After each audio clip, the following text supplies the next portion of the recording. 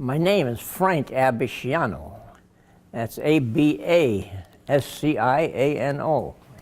Abasciano. What is the ethnic origin of this name? That's Italian. Italian. Yes. So you are Italian descent. Correct. Good. What is your birthday? 12/14/27. Wow. Yeah. You going to be a 90 90. old man? Oh, You look like 65. yeah. What is the secret? Well, the secret is Smoke and drinking? never smoked in my life but once. And that was over in Korea. Oh. The night before we got trapped. I went through 3 or 4 packs of cigarettes, one after another. And my buddy says, "What's going on? You don't smoke. You feel something's going to happen?" I says, "I don't know." Sure enough, the next day, boom, we got trapped Where was it? up at the Chosen. Oh, so it happened in Chosen. Yeah. That's how intensive that was. The what? That's how intensive that was. Oh, yeah. Tell me more about it. Suddenly you began to smoke? I started smoking one after another. Why? What did you feel? I didn't feel nothing, but my buddy felt that I felt something, see? He says, "Something's going to happen." He says, "You don't smoke." He said, "What are you doing?" I said, "I don't know." So what happened? What happened after you were attacked by the Chinese? After I was all smoked out. Where were you born? Where was I born? Worcester, Mass. Shrewsbury. I was Spell born in it. Shrewsbury, Mass. S-H-R-E-W. S-H? Yeah, S-H-R-E-W. S-B-U-R-Y. Shrewsbury. Shrewsbury, right? And that's in Massachusetts? Yeah. And tell me about your family when you were growing up with your parents and your siblings. Well, let's see. There was 6 boys and 4 girls. Big family. 10. 10. And? Actually, there's 11. One died before I was born. So we used to plant the garden every year. And we had to go down to the pond, which was about 300 yards down the street, to get the water, to water the plants every night, 2 pails. Water the plants. And 1929, there was a Great Depression. That's right. How was it? I was 2 years old. 2 years old, so you didn't know much about it. I didn't know much about it. But must be hard times, right? Oh, yeah. Yeah. Yeah. So, what school did you go through there? I went through, gosh, can I remember the grammar school? Ward School was a, high school was Worcester Boys Trade School. And what high school did you graduate? Worcester Boys Trade High. Could you spell it? Worcester? Yeah. W-O-R. O-R. C-E-S-T-E-R. Worcester Boys Trade High School, it was called. When did you graduate? 1947. And let me ask this question. Did you know anything about Korea at the time that you were graduating that high school? I didn't know nothing about Korea. You didn't know my great country? Didn't know it at all. And I used to love geography. And? Imagine. So did you know where Korea was? Didn't know it. Couldn't even pick it out on the map. Oh my goodness. And now you are Korean War veteran. Yeah. What do you think about that? You didn't know nothing about it, but you are now the one of most honorable Korean War veterans. Well, yeah, but you know what? I got shanghaied over there. I was in college at the time. In Shanghai? No. Come on. That's an expression we use when they ship you out. So when you graduated in 1947, what did you do? I went down to college, Alabama University. What did you study? Good question. Get a sports scholarship down there. Yeah, What sports? football. Football? Yeah, 130 pounds. 130 pounds I was. And what was your position in football team? Quarterback. Quarterback. Yeah. Oh, you must be really good. So what happened?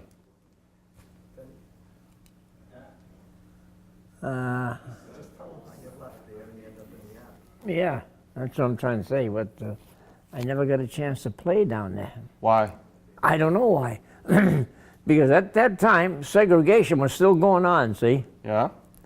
And if you were from the north, you weren't going to get a chance to play. I didn't realize that. Uh-huh. But a buddy of mine from Connecticut, he says, Frank, I'm going to tell you something. I've been here 2 years, he says. I was all state in the state of Connecticut, fullback, big kid. He says, I never got a chance to play. He says, you're in the worst state because you're not half the size that I am. He says, so you're never going to get a chance to play. He says, get out of here while you got a chance, you know? So that's what I did. I quit school and I joined the Army. When was it? 1947. Where did you get the basic?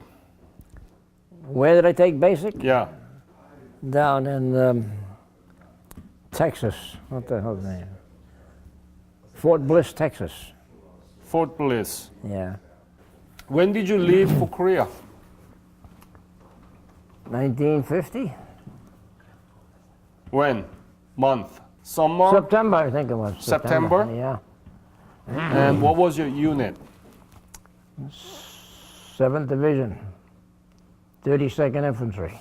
32nd Infantry All right, Regiment, right? all right. And battalion? Do you remember battalion? Battalion, 1st Battalion. 1st Battalion. Yeah. What was your MOS? What was your specialty? I was radio man. A radio man, what was the number? 1471, I think it was. Specialty. Okay. So where did you leave from the United States? California. You mean San Francisco? San Diego. San Diego. Yeah. And did you go to Japan? Yes. Where? At the mountain there, Mount Fuji. Mountain Fuji. Fuji, But where yeah. did you arrive? Sasebo or Yokosuka, or where did you arrive? You don't remember?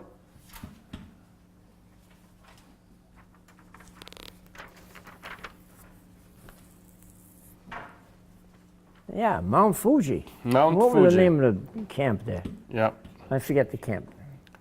And from there, where did you go to Korea? When did you go to Korea?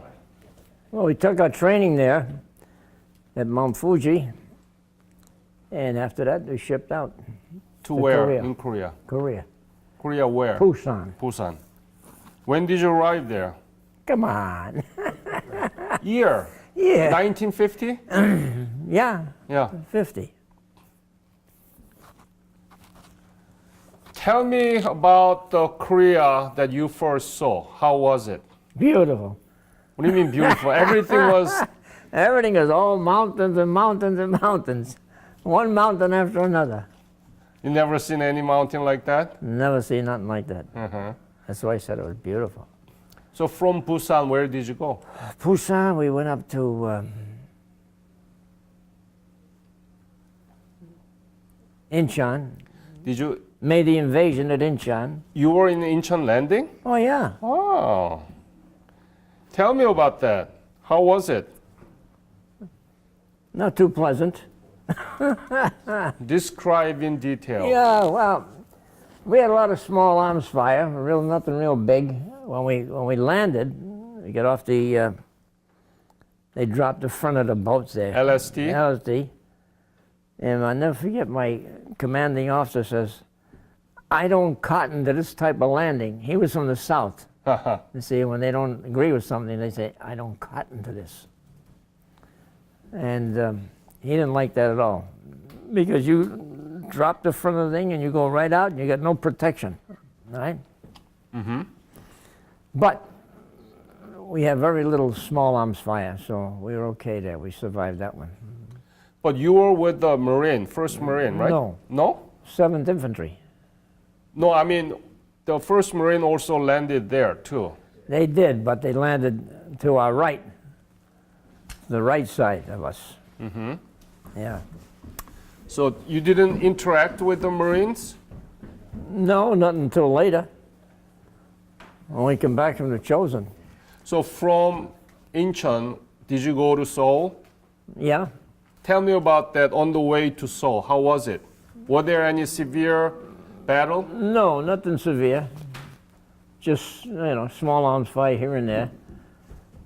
But once we get into Seoul, it got a little hectic. I just heard that you were radio man for the Don. Colonel Fate, Don Fate. Who's Don Faith? Tell me. He was please. a colonel in my outfit. He was a colonel And? and a great man. You'd follow him anywhere, Uh-huh. He right out in front all the time. So he was on the way to Seoul? We were, Yeah. yeah. And how did he get the Medal of Congress? Medal of Honor. Medal of Honor? Medal of Honor. Tell me about it. How? He died there at, let's see. It was at the Battle of the Chosen. Oh. Yeah. So not in Seoul. He died in Chosen. Yeah, the Chosen Battle. So let's talk about Seoul first. When you get into the Seoul, how was Seoul city? Was it completely destroyed? Was it completely destroyed? Completely no. Tell me about it. What did you see? Some buildings were down, but there was still a lot standing.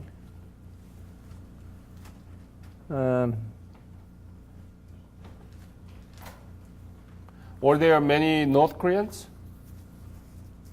No, we didn't hit too many to begin with.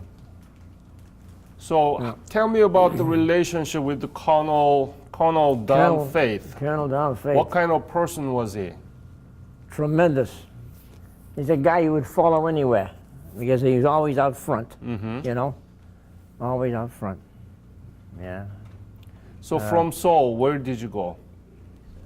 So we went to, on the other side, Wonsan? Wonsan. And you took the ship? Yeah, we You took the ship and went into Wonsan. Wonsan, invasion of Wonsan. From Wonsan, we went up north. There was another spot there. What the heck was it? Wonsan. Anyway, after Wonsan, Yeah. they put us on trains. You believe it?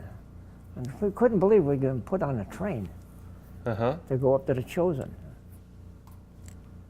And going through that tunnel,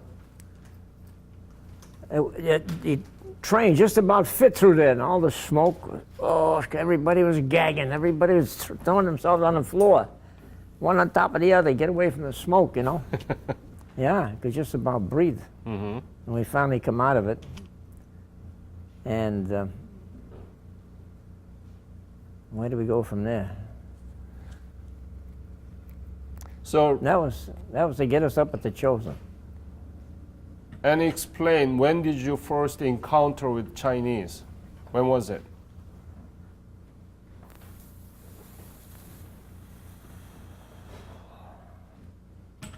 Ah, Jesus. I know they came across, when they came across the border, there was like, how'd they say there was 30,000 of them? 30,000 That's Chinese? what they say, 30,000. I don't know. But they came at us in just masses, Hmm. Don't ask me how the hell I got out of there. I don't know. Yeah. I say to everybody, look up. What do you see? What do you see up there? Take What a do you- look. Look up. What do you see? Ceiling. No, keep looking. Through the ceiling. Yeah? Tell me. You tell Yeah. me the story. The good Lord saved us. That's all I can say. Mm-hmm. There had to be a power up there, that says it's not your time. That's So you were with the Colonel Faith there? Colonel Fate, yeah. Yeah. And how did he die? How did he die? Got killed on 12/21. Hill 12/21. And Making the charge on Hill 12/21. Like I say, he always led, all right? Let's go get him. And that's where he got killed, Hill 12/21. you were not killed there. No, I survived. But I'm here. you were very close to him? Oh, yeah. Matter of fact, I still talk to his daughter from time to time, you know. She's living down in Georgia. So did he get the Medal of Honor or Congressional Medal? Medal of Honor. Medal of Honor. And his name is Don Faith. Don Faith. Yeah. What was the most difficult thing during the Chosun battle? Chosun battle.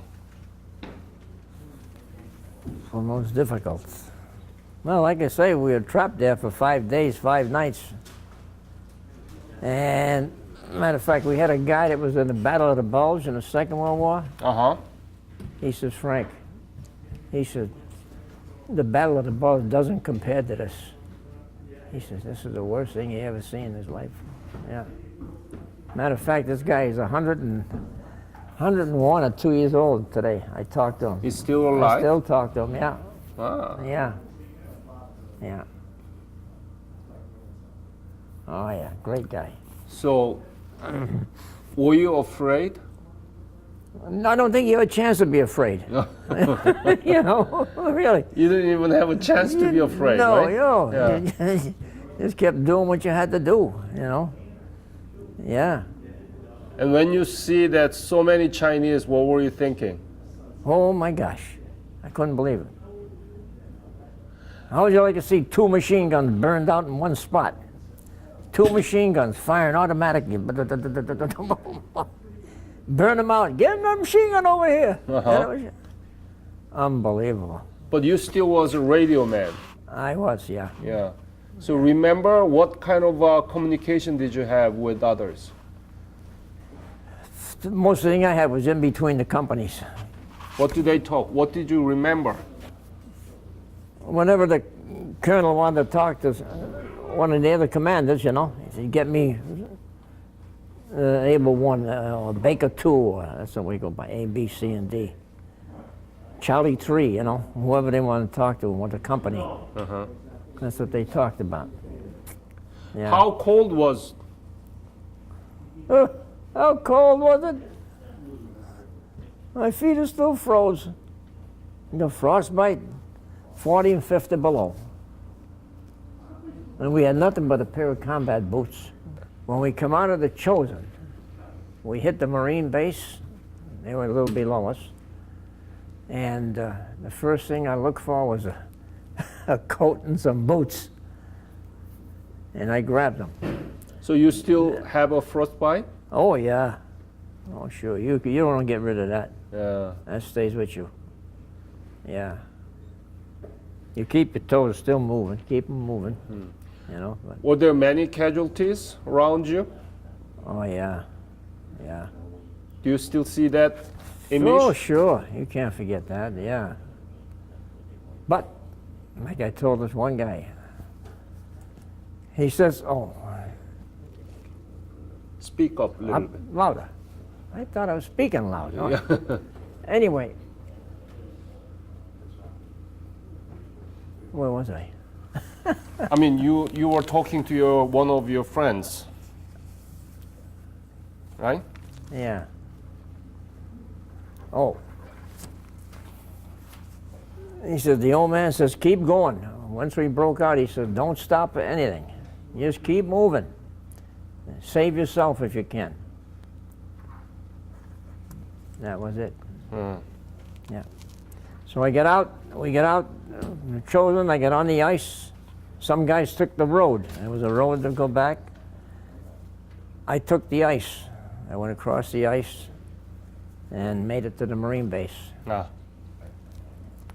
And from there, where did you go? From there, we went back down to Busan. By ship? No, Oh, you just, we chogied down. okay. Yeah, that's what they call it, chogi, see? Yeah. Yeah, we chogied down. Then we had a little bit of stuff going on, even when going back down there. And then from there, where did you go? And then one night we slept, there was a snowstorm, snowing, you couldn't see your hand in front of you. I says to one of the guys, get up against the bulldozer there, Uh-huh. and you take one side, I'll take the other. Get a few winks, you know. And that's what we did. What if they move? I said, nobody's moving anywhere. It's snowing. It's snowing like crazy. So, yeah, go ahead. Yeah. So that was it. That's where we slept for the night. We didn't sleep. You just laid there, you know. Tell me about your story with the canteen story with the plane. Oh, yeah. Tell me about it. Yeah. What is it? I wish I had that canteen. They dropped us a note. We didn't know which way to go once we got on the ice. Uh-huh.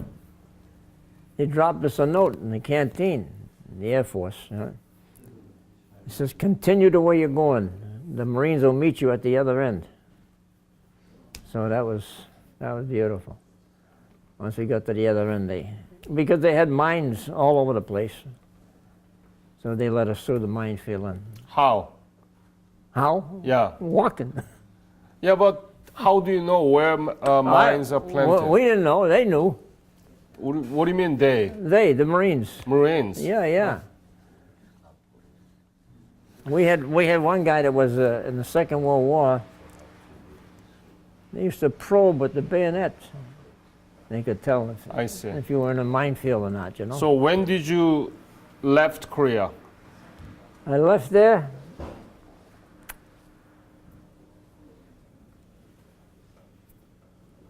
(1951), right? No, You were there 1 year. I was there 50. Yeah, 11 months actually. I was in Korea 11 months. Have you been back to Korea? No, Do you know what happened to Korea now? Korean economy? beautiful. Tell me about it. What do you know? I got a book on it. What is it? Shows all about Korea. It's gorgeous. So what do you think? Yeah, I might take a trip back now. You're a 90-year-old man, but you look like a 65 and you're still And I healthy. feel like 45. And so what do you think about the Korean transformation? Are you proud about it? Oh, unbelievable. You know, great place. Unbelievable what they did. Like, they've grown faster than the United States, I think. Yeah, it's been fast. Yeah. Oh, really? Really impressive. I almost went back a couple times, but see, at this Korean meeting that we used to have once a month, they changed places from where they had their meetings. I don't even know where they're at now. But they used to, you know, go back too once in a while. But I got a book on Korea. It's just unbelievable what they did there. Now we have a whole family, 4 generations together. Frank, your son to your right, right? Right. So introduce yourself. What is your name? My name is A Abasciano. Could you spell? Yeah, well, yeah, M-O. M-O. Last name is Abasciano, A-B-A-S-C-I-A-N-O. And tell me about, you are also a veteran? Yes. What war did you go? Well, I was Vietnam era. I When? Was, February 72 to February 1975. So you were there 3 years? No, I was in Vietnam 3 years. I was just in the service during the time. Okay. How long were you there in Vietnam? I was never in Vietnam. You never been? No, I never got So sent you to are the Vietnam. Vietnam era Era, veteran. right. Okay. And tell me, did your father talk about his experience during the war to you often, or did he mention? Never until the last 10 years. Why? Just never spoke of it. What did he talk about it? He never talked much. He said he liked this. He said he liked the service. He went in. He told us about his boot camp. He told us how he ended up leaving college from playing for Alabama and going into the Army, and then he was playing baseball for the Army out in the Midwest. And he sprained his ankle, and they sent him home just to recuperate for the ankle. And then he said he went back to go play, and the sergeant in charge of the team said, I think you're all washed up. We're going to put you on the shipping and ship you out to Korea. And he said, lo and behold, a week later, he was headed to Korea. So, what did he talk about his war experience during the war in Korea? Like I said, it's just the last maybe 10 years. He's been Yeah, talking what did he little say bits. last 10 years? Not much. He just said he could remember, he used to say where he pulled into, where he started at, where he ended up in the top, and then their retreat back, and that's about it. He never really went into big details about it. It wasn't until I remember. By the way, who are you? I'm Frank's grandson, Joe Abasciano. Joe? Yes, sir. So you are grandson? Yes, sir. And Mo is your Mo father? is my father. Oh my goodness. How Yeah. old are you? I'm 40. 40? Yes, sir. And who's sitting with you? And this is Anthony. Your son? This is my son. Yes, sir. So 4 generations. 4 generations. You're blessed, Frank. Oh, yeah. Yeah. So tell me, Joe. I used to be a priest. Well, I ended up joining the Marine Corps just after September 11th, and like my father said, you didn't hear too many of the stories. You heard how cold it was. You know, that was a big thing. You used to, tell you how cold it was, and you see a few pictures, and he said he'd talk about his, time at basic and things like that. It wasn't until after my grandmother passed, and he came down to the 50-year armistice down in Washington, D.C., when I was stationed at 8th and I, and we started walking around Arlington and going through the armistice. He started hearing some more of the stories. It was the first time in my lifetime that I heard any specifics on the Chosen or what have you. So Frank, why didn't you tell your son and your grandson about your war experience? Why? Why didn't you tell? That's a good question. Right. I don't know. Answer it. I ask you good question. Yeah. Now it's for you to tell me the good answer. Why? I don't know why. Were you afraid, or was it No. too bad so that you don't want to reveal about it, or why is it? Why you didn't talk about it? Maybe, I don't know. Who knows? I don't know why. Okay. And could you introduce yourself? What is your name? What's your name? I can hear you. What's your name? Come on, Anthony. Okay. Yes, sir. So, Yeah. Mo and Joe, Yes, sir. do you know anything about Korea? Korean economy, Korean democracy. What do you know anything about Korea? No, South Korea has become one of the leaders in democracy, in Southeast Asia, and it's one of the leading economies in the world. And it's amazing to see. I mean, it's, with me going to Iraq, and you look at past generations, and and some of the past wars, and where we've interdicted and helped out with democracy. You kind of hope that the stories of Vietnam and Korea and Germany, Japan could someday take root. And hopefully. So as a Marine, where did you go? Iraq?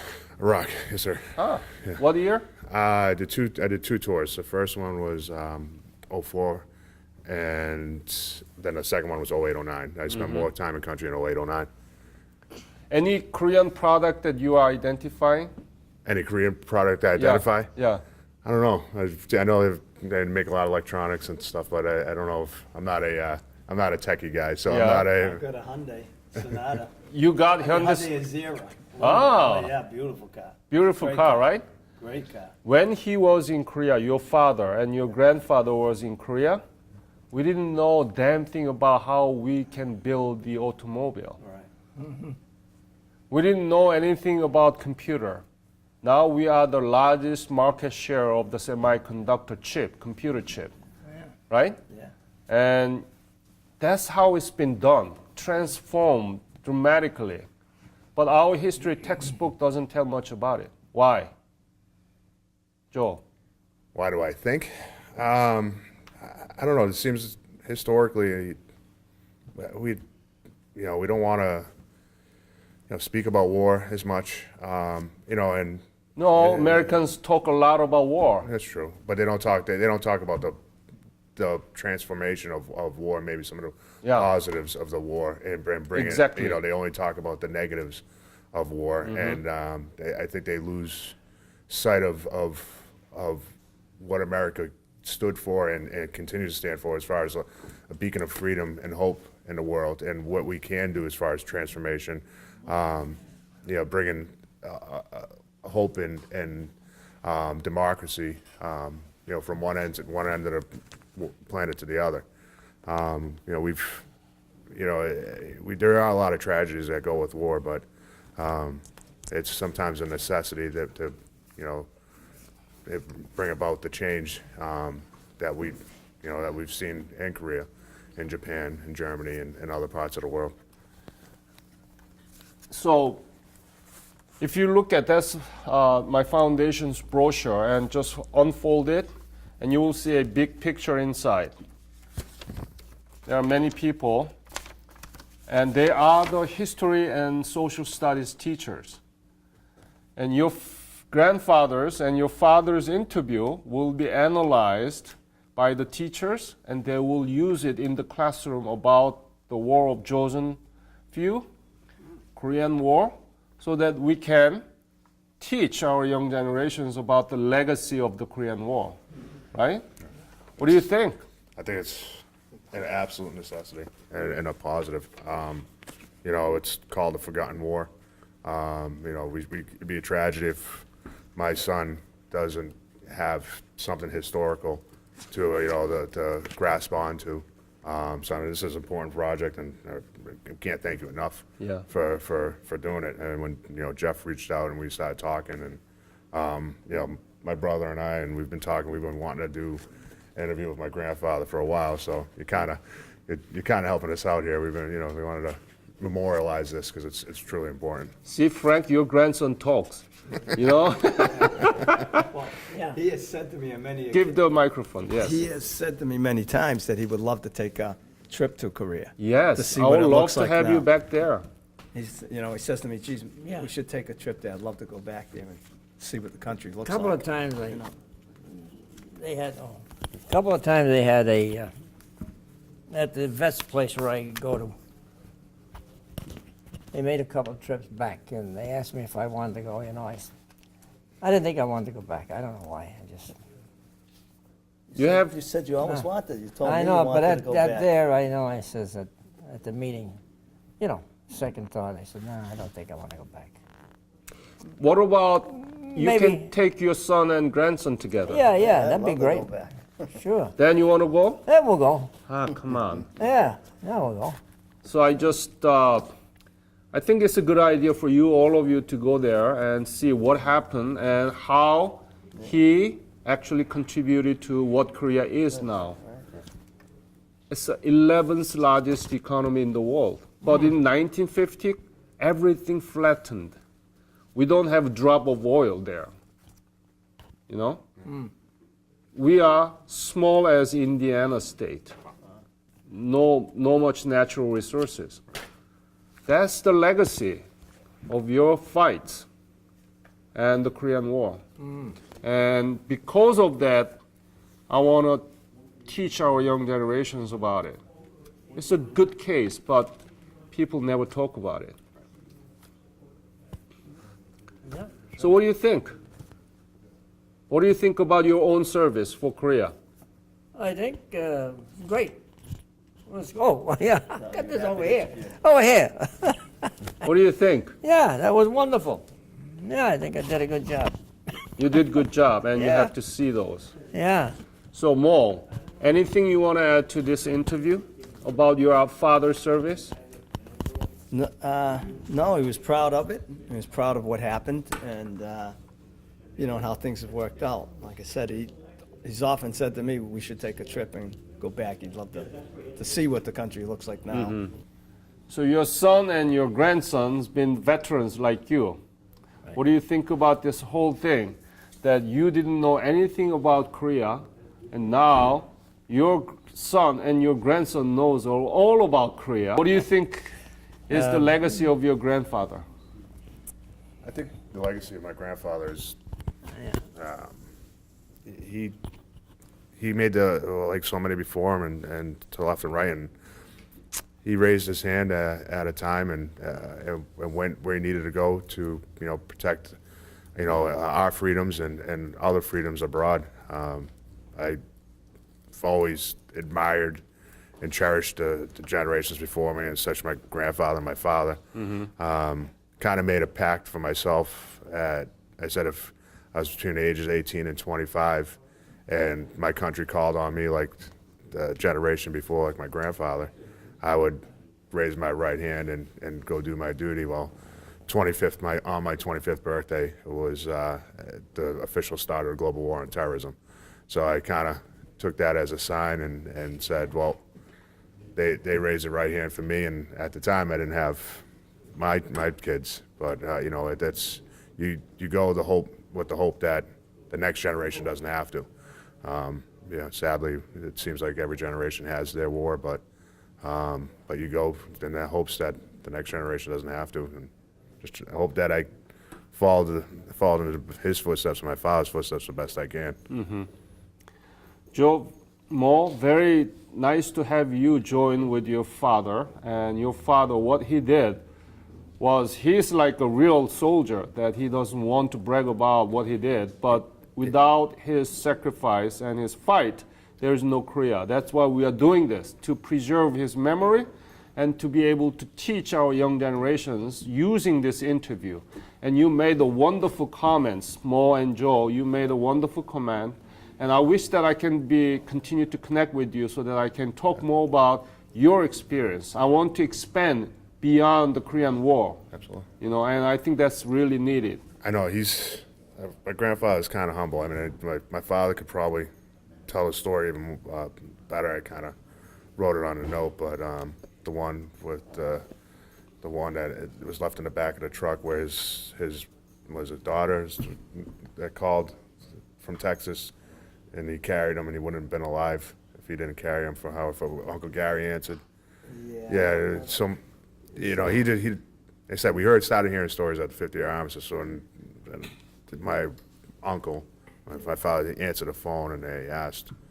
There was a daughter of a fellow serviceman, and he apparently carried him for miles down the pass, when they were told just to leave him on the truck because, they're too severely wounded and they had to keep moving. And apparently he carried them. And, we only hear these stories from others, this humble generation, that's for sure. Yeah, he is the last leg of the great generation, and others call them silent generation. So you are the silent generation. I know you have a lot of story, but he is really humble. And that is the spirit of the Korean War veterans. It's great to have all of you together with your our hero, Frank. Very nice talking to you. It was hard to talking to you, to be honest with you, but thank you. Thank you on behalf of Korean nation. I want to thank you for your fight, and that is the legacy that we talked about. Thank you. Thank you, sir.